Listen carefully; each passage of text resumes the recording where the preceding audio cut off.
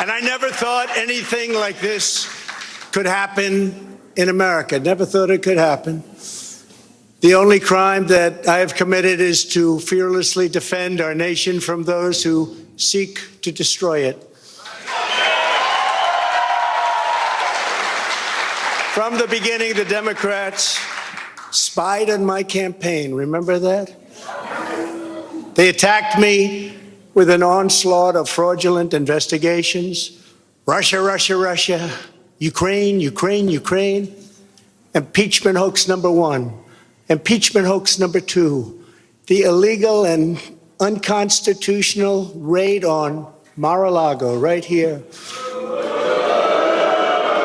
The lying to the FISA courts, the FBI and DOJ relentlessly pursuing Republicans, the unconstitutional changes to election laws by not getting approvals from state legislators, the millions of votes illegally stuffed into ballot boxes and all caught on government cameras.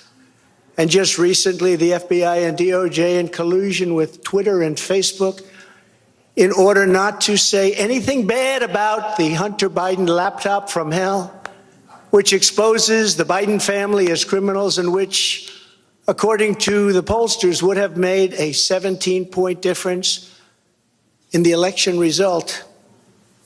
And we needed a lot less than that, like about 16.9.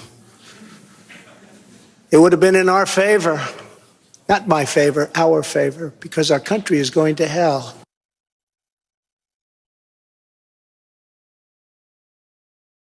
51 intelligence agents who said Hunter Biden's laptop was Russian disinformation. It didn't exist. It was Russian disinformation. Remember that? And that was all confirmed strongly by the FBI when they all knew that it wasn't Russian disinformation. And so much more. Our elections were like those of a third world country.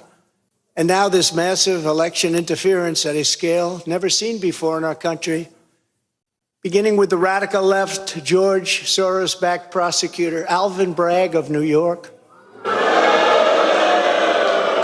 who campaigned on the fact that he would get President Trump. I'm going to get him. I'm going to get him. This is a guy campaigning. He wanted to get President Trump at any cost, and this before he knew anything about me, didn't know a thing about me. He was campaigning. As it turns out, virtually everybody that has looked at this case, including rhinos and even hardcore Democrats, say there is no crime and that it should never have been brought. Never have been brought. Everybody. Even people that aren't big fans have said it. They said this is not the right thing to do. It's an insult to our country, as the world is already laughing at us for so many other reasons, like our open borders, our incompetent withdrawal from Afghanistan, where we left behind American citizens, $85 billion worth of the best military equipment in the world, lost 13 magnificent young lives, and far too many to mention that are so badly hurt with the loss of arms and legs and facial obliteration. The most embarrassing time in our country's history, in my opinion. Then our give up on energy independence and even energy dominance. We're going to be dominant within 6 months, more than any other nation times 2.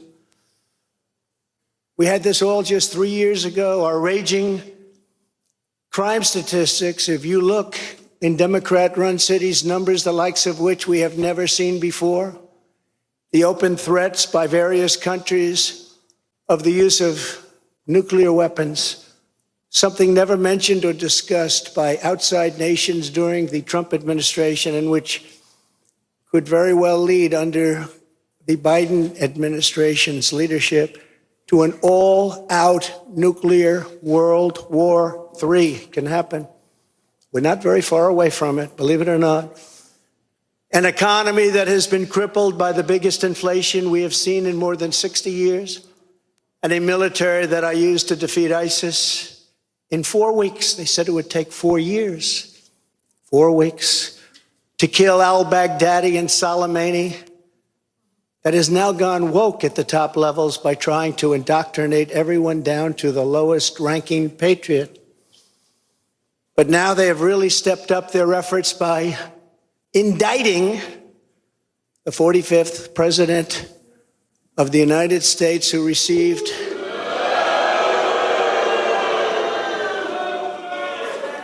75 million votes, which is more than any sitting president in the history of our country.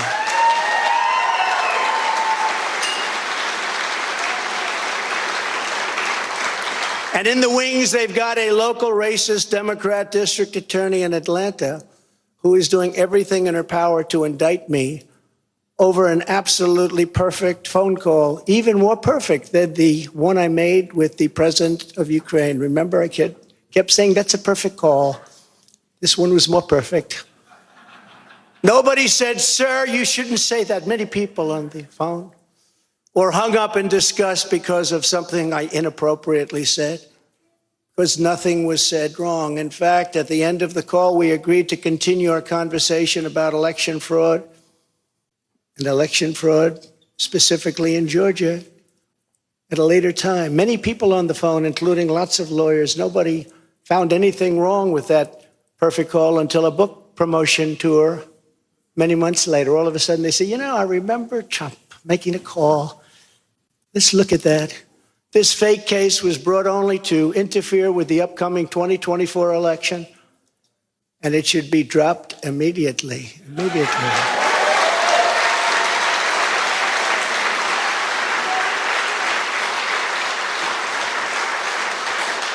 Then you have a radical left lunatic known as a bomb thrower who is harassing hundreds of my people day after day over the boxes hoax. You know, the boxes hoax, as we call it. Just so everyone knows, I come under what's known as the Presidential Records Act, which was designed and approved by Congress long ago just for this reason. Under the act, I'm supposed to negotiate with NARA, the National Archives and Records Administration, which as of this date is a radical left troublemaking organization that red flags the Constitution of the United States and the Bill of Rights as dangerous and triggering. Can you imagine? This is what we have to deal with. But there is no criminality under the Presidential Records Act. That is not what it's all about. We were negotiating in very good faith, proper way, in order to return some or all of the documents that I openly and in very plain sight brought with me to Mar-a-Lago from our beautiful White House, just as virtually every other president has done in the past. Okay, we've been listening into the former president as he makes remarks at Mar-a-Lago. We initially took this event thinking he was going to talk about the indictment today, being charged with 34 felony counts in Manhattan. It has turned into a speech of a list of grievances and, of course, some falsehoods. The notes I have made so far talking about an unconstitutional search at Mar-a-Lago for those documents, which was not true, and a lot of election mistruths about what happened to him in the 2020 election. It feels like a speech that he would deliver at a campaign rally, right, largely because that is the vibe of what we're seeing here at Mar-a-Lago. The grievances that he aired that we have heard before again and again, rehashing some of these election conspiracy theory lies, and then moving on to these attacks against Alvin Bragg and talking about how he says everybody who looked at this case says there's no crime and it should never have been brought. That is clearly not the case. The Manhattan District Attorney Alvin Bragg thinks there is a case here. That is why he has brought this. He is referencing, it sounds like, some of his allies on Capitol Hill and elsewhere in the party who are backing him up to say that this is, in their view, political persecution of a current presidential candidate. It's an opportunity really here for Donald Trump to make his case as to, as we talked about right at the start of this, why he pleaded not guilty today.